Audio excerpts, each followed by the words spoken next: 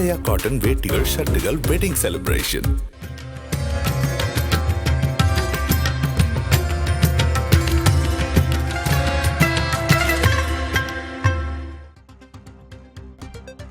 கன்னியாகுமரி விவேகானந்தர் மண்டபத்தில் 3வது நாளாக தியானம் மேற்கொள்ள உள்ள பிரதமர் மோடி முன்னதாக சூரியனை வணங்கி வருகிறார். அதனை நேரலையில் பார்க்கலாம்.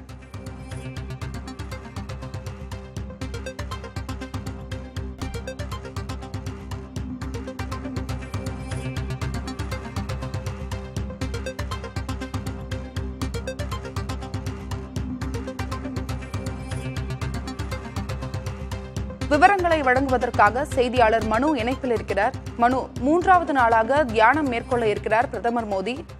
தற்போதைய களச்சூழல் என்ன?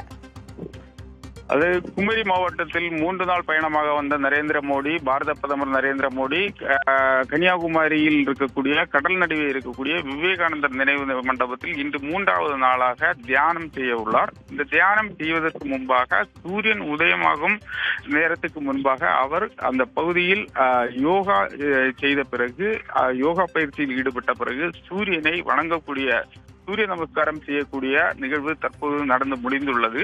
இந்த நிலையில் இந்த பகுதியில், அதாவது 3 நாள் மட்டுமே இந்த பகுதியில் தியானம் செய்வதற்காக பாரத பிரதமர் வந்திருந்த நிலையில் இன்றும் காலை 7 மணி முதல் அவர் தியானத்தில் ஈடுபட உள்ளார். அதன் பிறகு மதியம் இந்த பகுதியில் அதாவது தியான மண்டபத்திலிருந்து புறப்பட்டு ஹெலிகாப்டர் தளம் வந்து அங்கிருந்து 1:30 மணிக்கு திருவனந்தபுரம் நோக்கி செல்ல உள்ளதாக தகவல்கள் வந்துள்ளது. குறிப்பாக திருவனந்தபுரம் செல்லக்கூடிய பாரத பிரதமர் வாரணாசி நோக்கி புறப்படுவதாக தகவல்கள் கூறப்படுகிறது.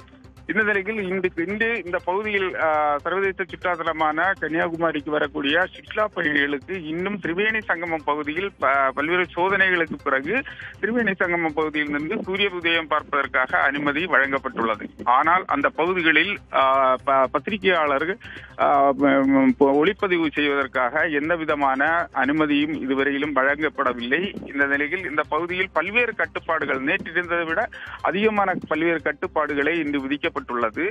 இந்த நிலையில் 7 மணி அளவில் பாரத பிரதமர் தனது தியானத்தை துவங்க உள்ளது.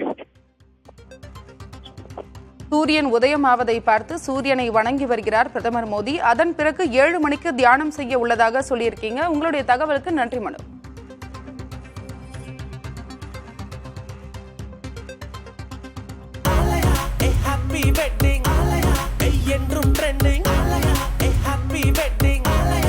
ஆலயா காட்டன் வேட்டிகள், ஷர்ட்டுகள், வெட்டிங் செலிப்ரேஷன்.